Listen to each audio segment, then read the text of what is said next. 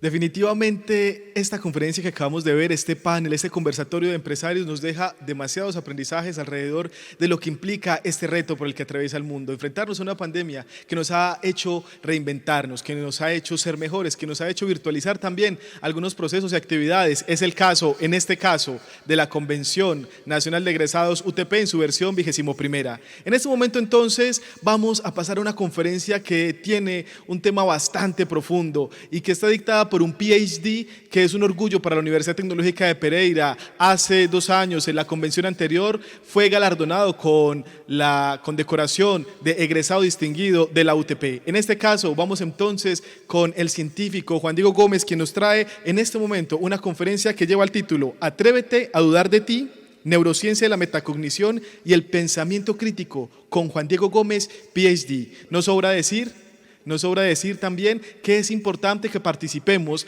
en las diferentes actividades que están dispuestas para todos ustedes, para que obtengamos diferentes premios y concursos. En este caso, están invitados para que vean en el chat en este momento, para que ustedes participen de las Olimpiadas del Conocimiento. Estas Olimpiadas se van a estar realizando mañana a las 11 de la mañana en el Pabellón de Salud y Vida. También, si ustedes ingresan al Marketplace, podrán participar de la jornada de networking. Siendo así, entonces, están ustedes invitados a ver al PhD Juan Diego Gómez. Todos los componentes de este cerebro. Para mí, de todos ellos, el más fascinante que encontraríamos es la duda. Sí, señores, este puñado de carne, como ningún otro trozo de materia en el universo, tiene la capacidad única de pensar críticamente. Es decir, de dudar de las afirmaciones que comúnmente tomamos como ciertas. Mejor aún, tiene la capacidad de dudar de su misma duda. Metacognición, razonar sobre el propio razonamiento. Y ese es el tema que nos convoca hoy en esta convención número 21 de egresados UTP. Esta vez nos tocó vernos virtualmente, digitalmente, pero todos ustedes saben que el afecto es siempre el mismo, analógico y caluroso. Bienvenidos a esta charla.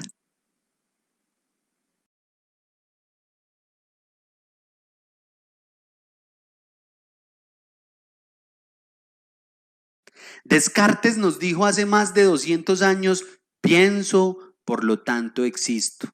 Es decir, puedo dudar de todo, menos de mí mismo, de mi pensamiento. Gran error el que le indujo Descartes al pensamiento occidental con esa premisa. Porque hoy sabemos que el verdadero sabio es aquel que duda de todo, pero además, inclusive duda de sí mismo. Aquel con la capacidad de hacer metacognición. Aunque qué difícil resulta en la práctica poner en marcha esa capacidad autorreflexiva que el cerebro puede eventualmente ejercer sobre su mismo pensamiento, porque es que nos resulta muy difícil dudar de nuestros sentidos, de nuestros pensamientos, de nuestras creencias, pasarlas por el maravilloso filtro de la duda, de la objetividad, de la racionalidad. Ejercitar ese componente tan fundamental del cerebro, pero a veces tan olvidado y tan en desuso, el pensamiento autocrítico. Mire, los invito a que después de esta charla vayan a un espejo y mediten sobre esa imagen que ustedes han visto toda su vida. Cada vez que ven su reflejo en la calle, en un espejo, en un vidrio, en una vitrina, pregúntense, ¿es en verdad esa imagen una réplica exacta de ustedes? ¿O es simplemente una imagen amañada que el cerebro les ha vendido como real y a la cual ustedes nunca le han cuestionado su autenticidad? Tomen un marcador borrable o un lápiz labial y delineen la silueta de su reflejo sobre la superficie del espejo. Se van a sorprender al darse cuenta que ustedes nunca, óiganme bien, nunca se han visto en tamaño real. La imagen que ustedes han visto durante toda su vida de ustedes mismos es en realidad una versión miniaturizada.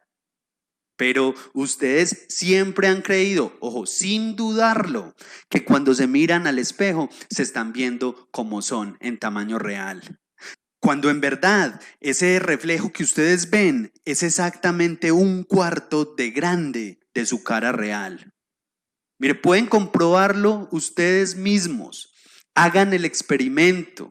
Y lo más raro que van a descubrir es que no importa a qué distancia del espejo se hagan, el tamaño del reflejo nunca varía. Cerca o lejos, su reflejo siempre va a encajar en esa silueta que dibujaron. Siempre va a ser igual a un cuarto de su cara real, sin importar la distancia al espejo. Ese ejemplo tan sencillo nos evidencia cómo nosotros rara vez dudamos de nosotros mismos y tomamos por realidad todo aquello que nuestro cerebro nos indique como real. Pero ojo, porque si nosotros dependemos de nuestro cerebro físico para conocer la realidad, esa realidad está sujeta entonces a las limitaciones físicas del cerebro. Nuestro cerebro es una gran máquina, sí, pero no es infalible. De hecho, se calienta, produce calor como cualquier computadora cuando está procesando datos o información. ¿Por qué? Porque hay entropía, porque el cerebro no hace un uso eficiente del 100% de su energía, tiene fugas de energía, comete errores. Y vamos a comprobarlo todos juntos con un ejercicio online, en vivo y en directo ya mismo. Quiero que en este momento todos y cada uno de ustedes, desde donde se encuentren, me escriban por el chat de esta videoconferencia. Busquen este icono zapote en alguna esquina de sus pantallas y denle clic y escriban por favor de qué color son los corazones y los labios de la niña en esta imagen que están viendo. ¿De qué color son? Tenemos 1 minuto para que todos me contesten a través del chat. Así que háganlo ya mismo, por favor. ¿De qué color son los corazones y la boca? ¿De qué color los ven en esta imagen? Comenten en el chat de esta videoconferencia ya.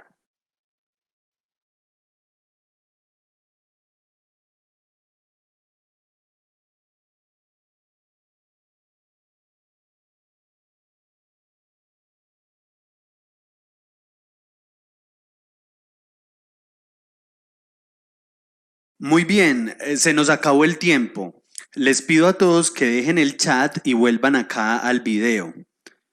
Ahora lo que voy a hacer es conectarme a través de un código en lenguaje R al chat de la videoconferencia, el que ustedes acaban de usar.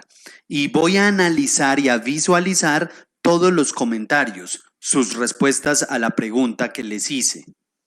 Solo tengo que correr este código y en teoría me debe aparecer una nube de palabras como esta que ven acá, pero alimentada con las respuestas que ustedes acaban de escribir en el chat. Vamos a ver, lo corremos y voilà, aquí la tenemos. El tamaño de cada palabra en esta nube es proporcional al número de veces que todos ustedes la escribieron o la usaron como respuesta en el chat. Así que podemos ver claramente que la inmensa mayoría ven los corazones de color rojo. Yo sé que hay excepciones, sí, pero mire, ¿quién en esta imagen podría decir que los corazones o los labios de la niña no son rojos? El 90% de nosotros los percibimos rojos. Pero dense cuenta que si hacemos un zoom y luego del zoom retiramos el contexto, vemos que los corazones son totalmente grises. Es más, en esta imagen no hay un solo píxel rojo, ni rojizo, ni con tinte de rojo, nada. Son totalmente grises. La pregunta es, ¿por qué suceden estas ilusiones de percepción a un nivel electroneurofisiológico? ¿Por qué? Bien, cuando nuestro cerebro recibe información, esa información cruda o bruta, antes de ser procesada, llega primero toda y se concentra en el tálamo. El tálamo es una estructura central importantísima del encéfalo. Es un centro integrador que tiene fibras nerviosas aferentes y eferentes hacia y desde el neocórtex. Eso le permite, por ejemplo, nada más y nada menos que al sistema reticular activador ascendente, que es el que nos regula el sueño y la vigilia, ejercer influencia a nivel cortical con sus proyecciones axonales a través de enlaces intratalámicos. Miren, en alguna cátedra el profesor Rodolfo Ginás nos tendía una hermosa analogía entre el tálamo y un director de orquesta, en la cual la información cerebral vendría siendo música. Él decía que hay un diálogo permanente entre el tálamo, director, y la corteza cerebral, músicos, que permite que el cerebro haga uso de la gramática musical. Un todo a partir de tiempos, ritmos y frecuencias en función del pensamiento y las emociones de los seres humanos. Pero eso en términos menos neuroanatómicos, ¿qué nos dice sobre el tálamo? El tálamo es una especie de hub, de router que distribuye la información de entrada hacia la corteza o la superficie del cerebro para que allí sea finalmente procesada. Información visual va hacia la corteza visual, la auditiva hacia la corteza auditiva y así sucesivamente. El problema es que esa corteza está constantemente también enviando información hacia el tálamo. Entonces se forma una especie de ciclo o bucle porque la información de la corteza que llega al tálamo finalmente influye la información del tálamo que va hacia la corteza. ¿Y cómo la influye? La corteza le imprime patrones a la información en el tálamo. O sea que la información que llega a nuestra corteza llega en realidad editada por nuestra corteza misma, plagada de patrones. ¿Y por qué el cerebro le imprime patrones a la información que tiene que procesar? Porque así es más fácil de procesarla. Porque la información de entrada que llega en una primera instancia al tálamo puede ser muy complicada, muy caótica, o inclusive puede ser pura entropía, que es todo lo contrario a la información. Por lo tanto, si el cerebro la edita o la decora inyectándole patrones conocidos, la hace más simple, más familiar, más fácil de procesar. Mucho más fácil que si la procesara en bruto. Es que el cerebro detesta el caos, la incertidumbre. El cerebro detesta la entropía lo estresa porque tiene que invertir mucha energía para procesarla. Miren un ejemplo, si yo les digo que nos vemos hoy en la avenida 30 de agosto número 3030, a nadie se le va a olvidar esa dirección. Porque es simple, tiene patrones evidentes, es información plana, avenida 30 de agosto, número 3030.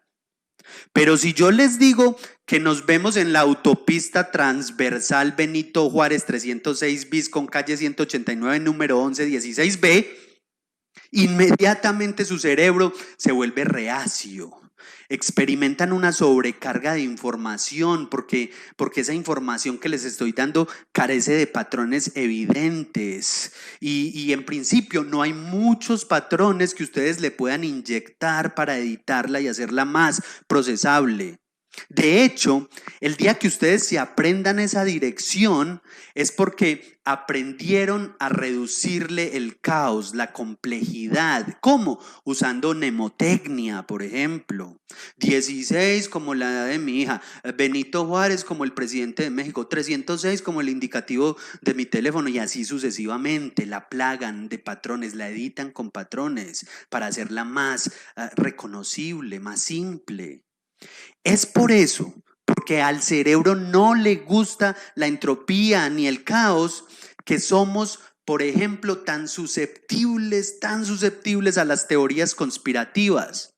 Nos volvemos conspiranoicos por ese hecho, que el COVID-19 lo inventó un laboratorio en la China, que es un plan maléfico de los Illuminatis para dominar nuestras mentes, o como si tuviéramos la mente de Albert Einstein y no nos la pudieran dominar simplemente con una novela o con un partido de fútbol, que es un plan para reducir la población humana, que lo patrocina Bill Gates y no sé cuántos más disparates.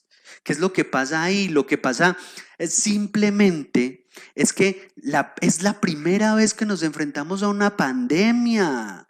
Es un virus desconocido, no sabemos cuándo va a terminar, ni sabemos cómo controlarlo. Hay pánico colectivo, hay desinformación y todo eso el cerebro lo traduce como caos, como entropía, como complejidad y entonces, en medio de todo eso, cuando le damos al cerebro una teoría conspirativa, una trama, él se la inyecta esa información caótica y entonces vuelve a retomar el control.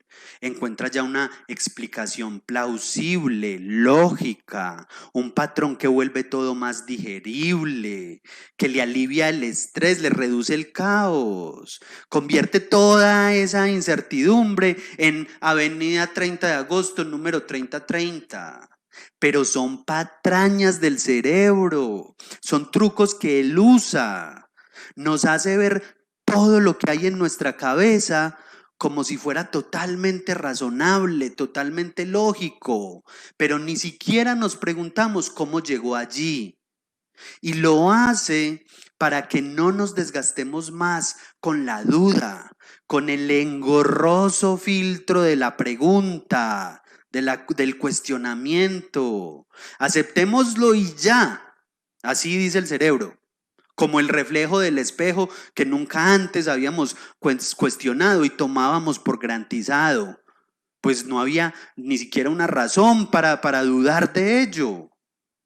Mire, ¿a ustedes de verdad no les parece muy sospechoso que ustedes pertenezcan justo al bando político correcto? Mientras que millones de otras personas se equivocaron apoyando al político del otro bando. ¿No les parece muy sospechoso ser antitaurino y que justo eso sea lo correcto? ¿No les parece muy sospechoso que el helado de vainilla sea mejor que el helado de chocolate? Justo como a ustedes les gusta. ¿No les parece muy extraño que el chismoso siempre es un vecino y no ustedes? Que el mentiroso, el mala gente siempre es otro. ¿No les parece muy sospechoso que ustedes siempre sean el personaje protagónico y nunca el antagónico de todas sus historias? Miren, en realidad, en la inmensa mayoría de casos, los juicios de valor son indirimibles, son como el dilema del vaso medio lleno, medio vacío, no tienen una única solución, no hay una posición que sea correcta sobre la otra, y menos por el simple hecho de que sea mi posición, una posición particular que asumimos ante un dilema ético o un juicio de valor. En la mayoría de los casos no tiene ninguna relación fáctica con la verdad. En la mayoría de los casos, la única relación que podemos encontrar en mi posición ante un tema es aquella que la acopla a la horma de mi cerebro, cual Cenicienta y Zapatilla, aquella que la armoniza con los patrones y las rúbricas físico-cognitivas de mi masa encefálica, de mi tejido neuronal. Por ejemplo, investigadores del University University College de Londres en 2011 reconfirmaron algo que ya era bien sabido en la neurociencia.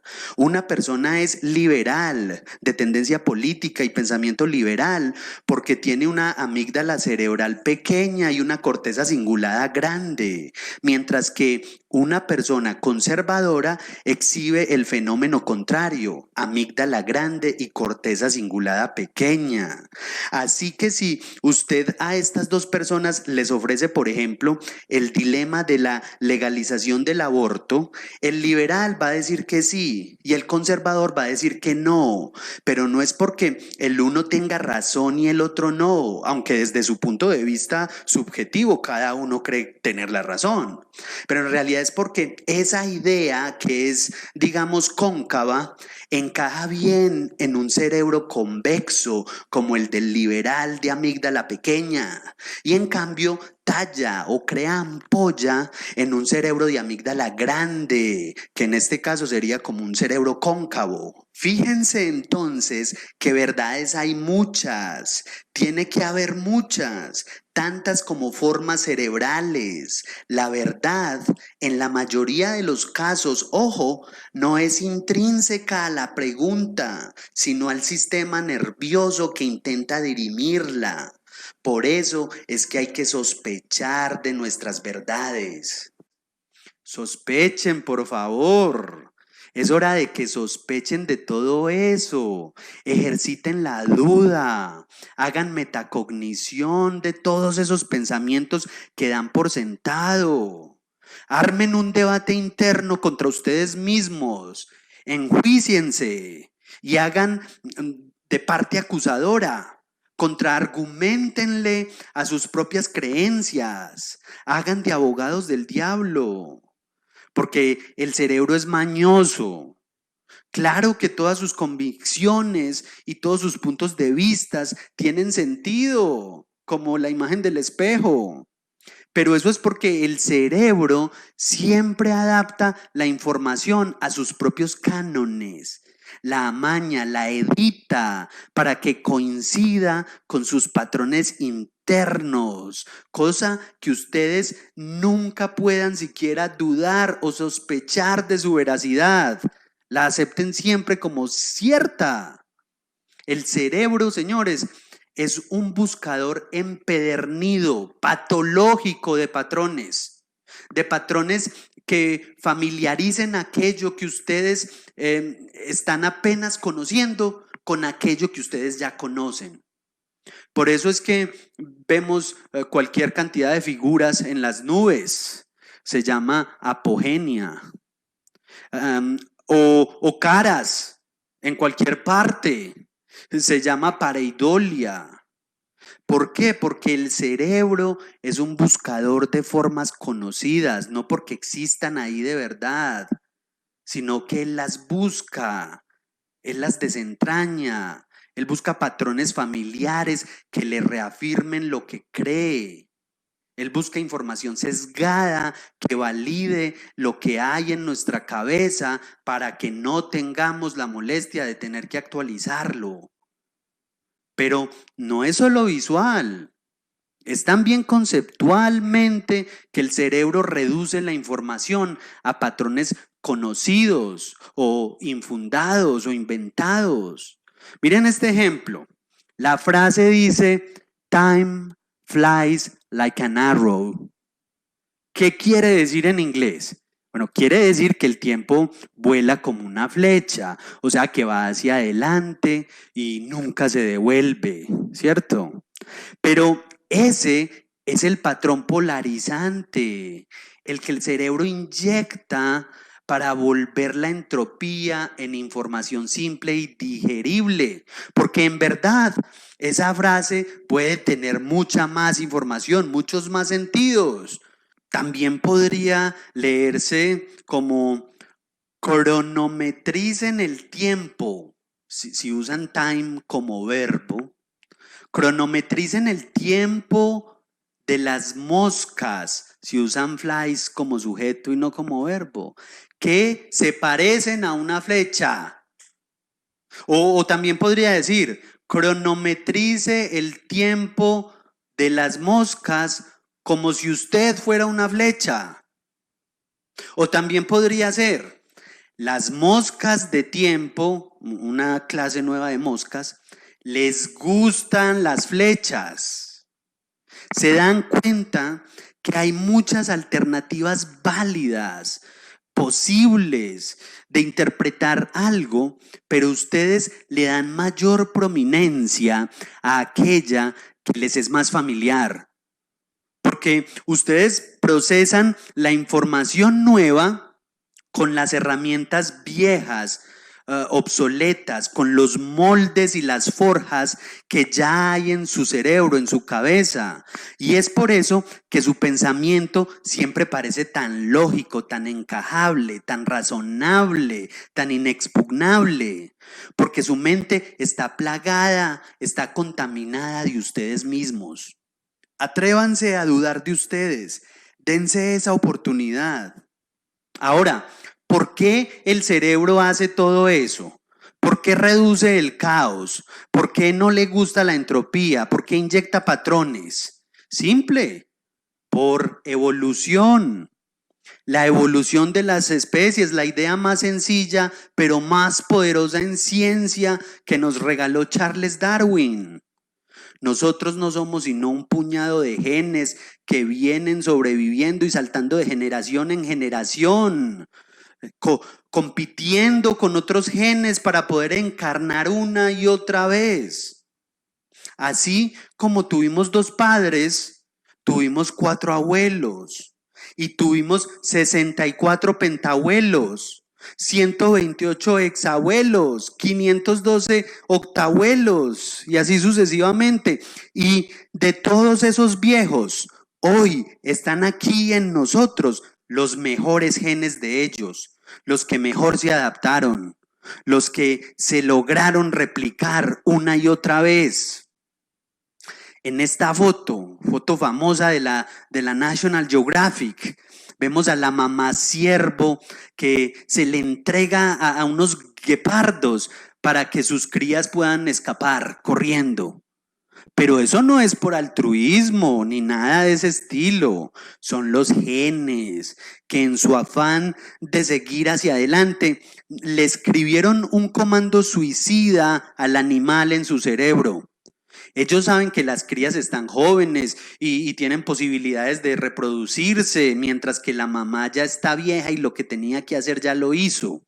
Así que esos genes egoístas, como los llamó Charles Dawkins en su famoso libro, obligan a la madre, a esa pobre madre, a que se inmole con tal de que ellos, los genes, puedan seguir su travesía en el tiempo hacia adelante.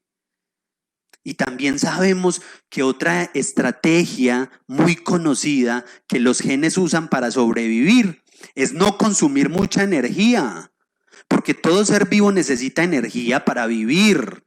Esa es la regla básica de la vida. Y si el organismo gasta sus reservas de energía, pues muere.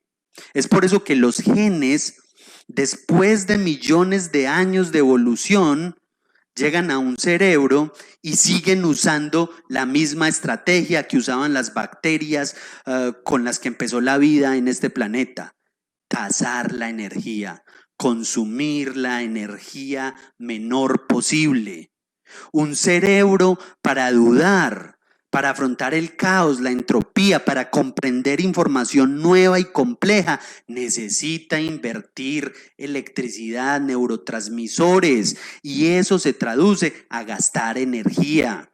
Es por eso que el cerebro prefiere simplificar todo, hacer que todo parezca lógico y que todo calce sin ningún esfuerzo en nuestra estructura de pensamiento.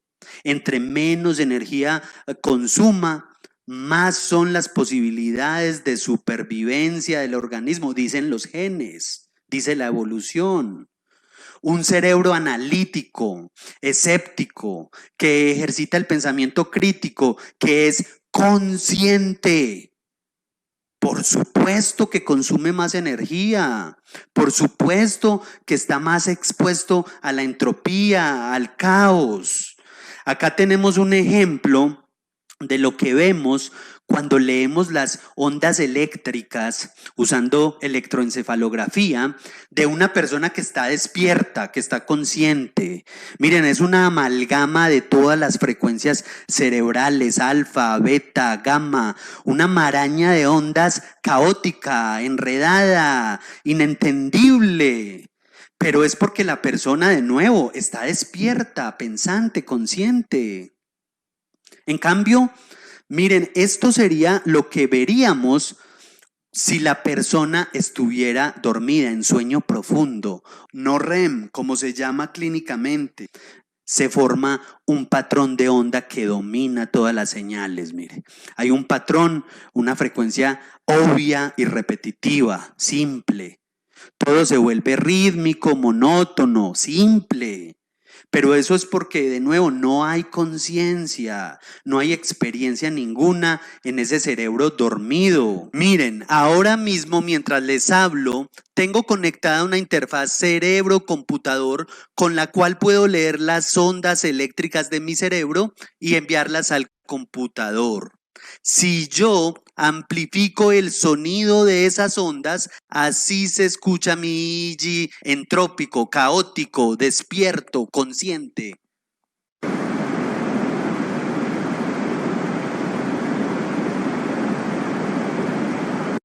En cambio, así se escucharía el EEG que grabamos previamente en el laboratorio de una persona dormida, inconsciente.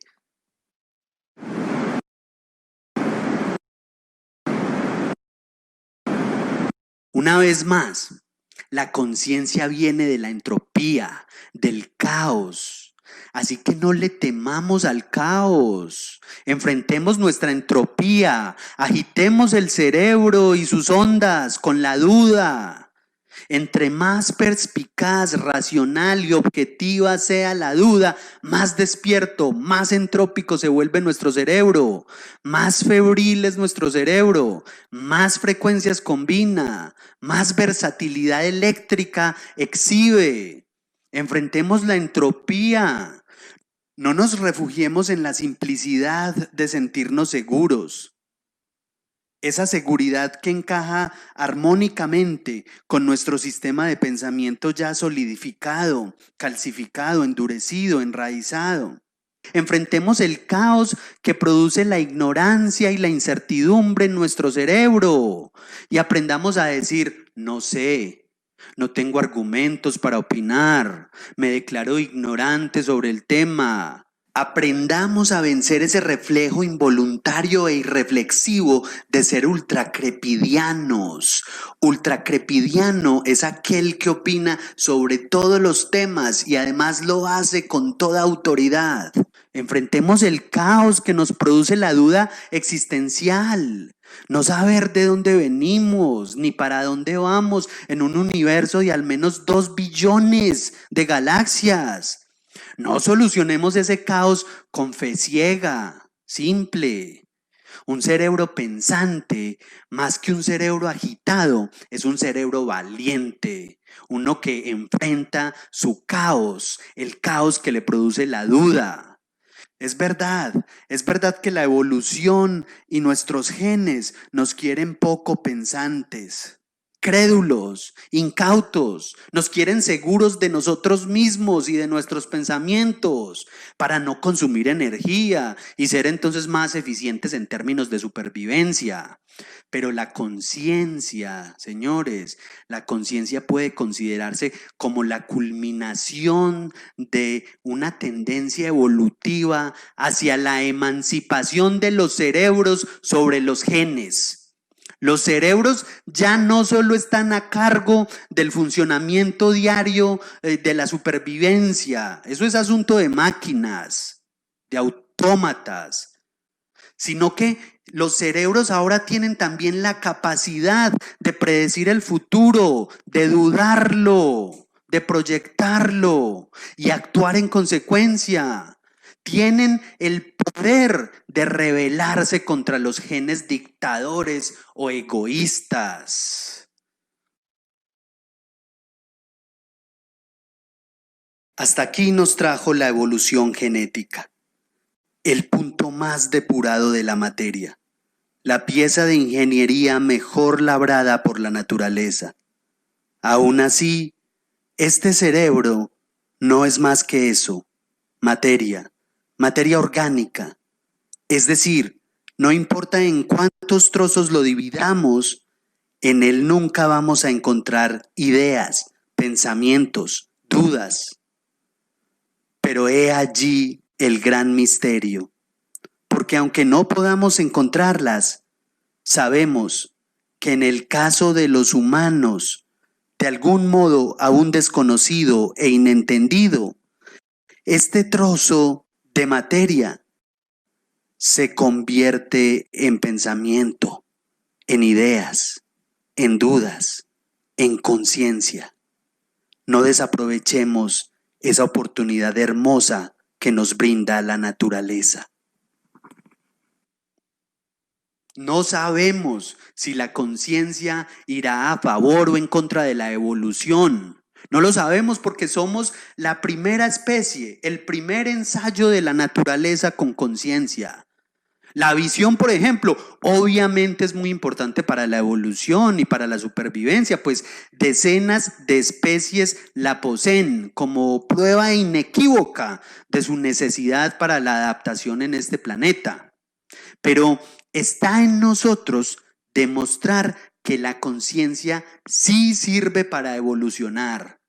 Mire, podemos usarla para contaminar los océanos y provocar guerras, matarnos unos con otros, o para elevarnos por encima de cualquier idea, inclusive las nuestras.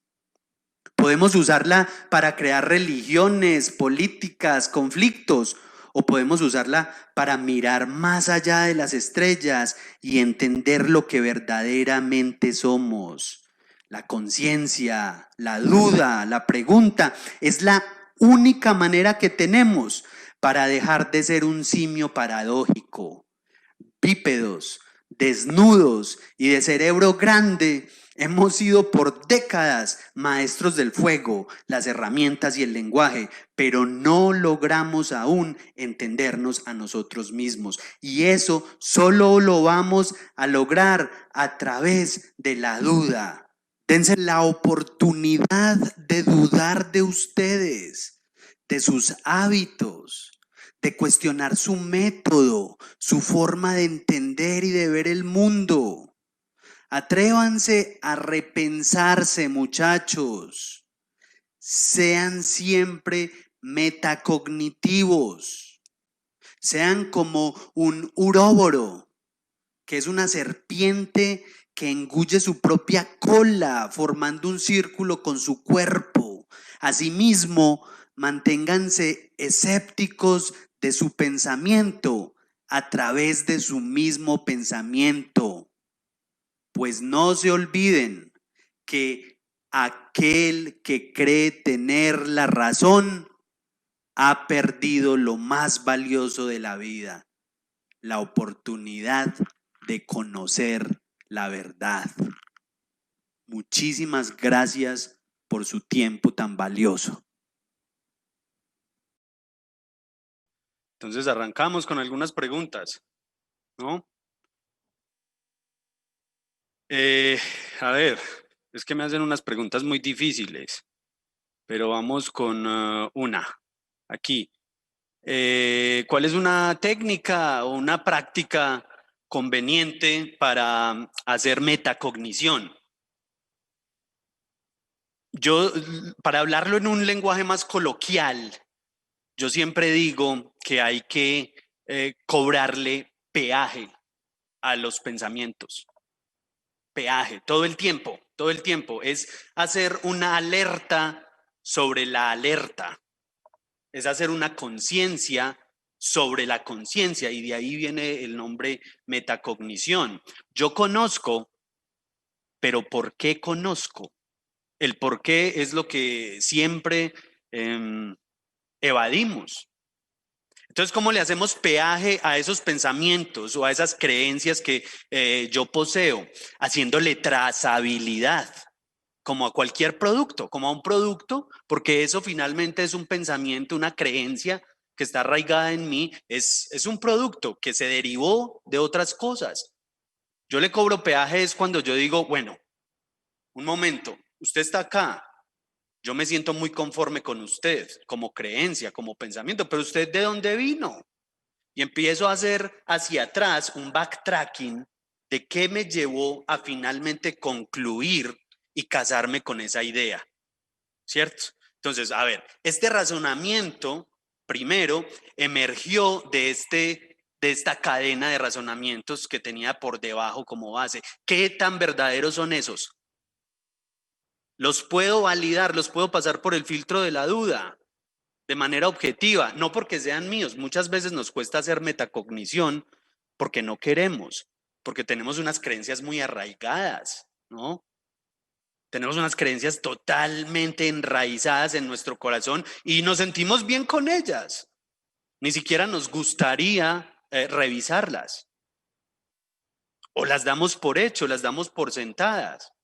Entonces, para mí la mejor técnica es esa, estar constantemente cobrándole peaje a todo pensamiento, a todo momento. Esta creencia llegó, de dónde llegó, qué tránsito hizo para incorporarse en mi aparato intelectual o en mi aparato de creencias. Es alerta sobre la alerta, es una conciencia por encima de la conciencia. Vamos a ver otra pregunta al azar, pero que no sea tan difícil. Me pregunta José Valencia, ¿puede el cerebro ser mermado a través de accidentes o hábitos, aún sin darse cuenta? Bueno, para en los dos casos yo tengo un sí contundente. Bueno, a través de un accidente, pues desde luego que hay una merma, inclusive física, fisiológica de un cerebro. Podemos perder capacidades cognitivas, un accidente cerebrovascular, que es uno de los más comunes nomás, nos puede impedir tanto motrizmente como cognitivamente. Muchas veces pueden ser leves esas conductas que se ven afectadas y que finalmente sean imperceptibles de algún modo para uno. Y los hábitos, por supuesto que los hábitos atrofian un cerebro cuando no son buenos hábitos, ¿cierto? Como todo se atrofia con los malos hábitos. Un mal hábito puede llegar a atrofiar a un cerebro, ¿no? A no dejarlo ejercitar. Con la duda, como hablábamos en la charla. La duda es la mejor pesa, el mejor fitness que ustedes le pueden hacer a su cerebro. Y cuando ustedes evitan la duda por la tranquilidad, por el confort, ese hábito, ese mal hábito, comienza a atrofiar esa maquinaria, ese andamiaje del pensamiento. Entonces, por supuesto que hay hábitos que también nos pueden perjudicar. Vamos con una pregunta más. A ver, tengo muchas preguntas acá. Me preguntan si la práctica del yoga y la meditación ayudan en el cerebro. Yo no soy practicante de yoga, me gusta mucho. La admiro, pero no la practico, pero sí de meditación. Y de meditación, claro que sí, desde el punto de vista científico, eso ya no necesita más validación. Bueno, siempre todo necesitará más validación, me estoy contradiciendo, siempre todo necesitará una segunda instancia, una rectificación. Pero hasta el momento la comunidad científica está de acuerdo en decir que los beneficios a corto plazo, a menos de meses, estamos hablando de meses, los beneficios de la meditación son evidentes en una fMRI, en una tomografía. Y por el lado del yoga, creería yo también que todo aquello que vaya en pro de nuestro físico finalmente tiene que repercutir en todos nuestros órganos. Entonces diría yo de manera muy empírica que el yoga y cualquier otra clase de ejercicio, ¿cierto? Porque también es muy recomendado correr, hacer ejercicio, todos esos hábitos saludables van en pro del cerebro. Entonces creería yo que el yoga no tiene por qué estar aparte, pero la meditación seguro que sí, seguro que sí. Vamos con otra pregunta. Tenemos tiempo un poquito para otra pregunta. ¿Qué tan cierto es el uso de ondas teta, delta, alfa, gamma? Nos ayuda a mejorar nuestro cerebro. todas las frecuencias, el cerebro tiene que entrar a todas las frecuencias que tiene, ¿cierto? Desde una teta hasta arriba, una gama alta. Sabemos que la frecuencia gamma alta es la frecuencia de la supraconciencia, un poquito, ¿no? También podríamos decir metaconciencia. En beta estamos todo el tiempo en alerta. Estamos aquí en este momento, estoy en beta y ustedes están en beta. La mayoría de sus ondas se reflejan ahorita en la frecuencia, en la banda de frecuencia beta. Pero cuando uno descansa, tiene que irse a unas frecuencias más bajas, más lentas, más pausadas.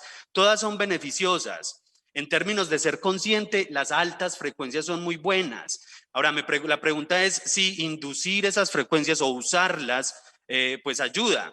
Sí, muchas veces al cerebro le cuesta mucho subir a unas frecuencias altas. Por ejemplo, pasar de la beta a la gamma, que es la supraconciencia. Es muy difícil hacerlo de manera natural. Para eso se usa la meditación. Entonces, muchas veces uno sí puede inducir ese ritmo gamma en el cerebro. Lo puede inducir por medio de meditación, primero. Segundo, también con herramientas simples como auditivas. Música en cierta frecuencia o sonidos diseñados con esa frecuencia le ayudan al cerebro a despegar, ¿no? Cuando estamos en beta, como en este momento, lo difícil es despegar. Cuando estamos en la meditación, hacemos el momento de no mind o no mente. Eso es un gamma alto, pero cuesta mucho porque la mente es como un mico, como decía Buda, ¿no? Está todo el tiempo aquí, allá, husmeando en el email, en la reunión de mañana. Entonces le cuesta mucho despegar a una onda superior y si usted lo estimula y le ayuda con unas frecuencias, claro que sí, claro que eso puede ser estimulante y le puede dar ese antecedente al cerebro para que haga el cambio. Es como una caja de cambios de un carro. A veces es difícil, se traba la palanca, pero uno puede inducir eso. Y también ya hay otras técnicas pues diferentes como una estimulación transcranial que se usa mucho para, por ejemplo, una depresión, para tratar ya enfermedades, patologías. Usted puede inyectar directamente la frecuencia, una ráfaga, por así decirlo, de frecuencia y que pone a todo el cerebro a caminar en un mismo sentido. ¿Qué más tenemos por acá? Creo que se nos está acabando el tiempo, pero vamos a ver si evacuamos una última. Bueno, siguen aquí muchas personas sorprendidas con el ejercicio de los corazones. Ustedes vieron, la gran mayoría contestaron, aquí tengo las respuestas, es rojo, pero sí hubo muchas personas que se fueron por el gris. ¿Qué pasa ahí? Ahí pasan muchas cosas. Me preguntan por qué se produce ese efecto. Pues hay muchos fenómenos, hay desde fenómenos fisiológicos, neurofisiológicos, electroneurofisiológicos, pero ahí sobre todo hay esa costumbre de pensar linealmente. Como vemos los corazones, las formas, como son unos labios que siempre son rojos, el cerebro nos dicta, coge el patrón y predice el resultado, porque el cerebro sobre todo es eso, es una máquina predictiva. Entonces, él lo primero que hace para predecir lo que voy a ver o lo que voy a oír o lo que voy a pensar es tomar herramientas, colectar herramientas y de ahí hace una predicción, pero él predice sobre lo que ya conoce. Él no hace predicciones insólitas que nunca haya contemplado. Entonces, como ve las formas de corazones, como ve la boca situada debajo de la nariz y todo eso, ahí ya él toma todos esos patrones y dice, no, esto tiene que ser rojo, porque es que yo tengo toda una vida viendo corazones rojos y bocas rojas, sobre todo en caricaturas, y hago la predicción. Entonces ahí es donde está el problema, porque él recoge patrones y cuando no encuentra patrones, los inventa, los alucina, con tal de hacer una predicción hacia lo que él cree, hacia lo que él tiene más probable. Se nos acabó el tiempo, lamentablemente, pero fue un placer estar con ustedes. Podemos seguir hablando internamente y muchas gracias a la UTP por haberme invitado de nuevo a esta maravillosa convención que, como les dije al principio, este año nos tocó virtual, pero el afecto siempre es el mismo, analógico. Muchas gracias.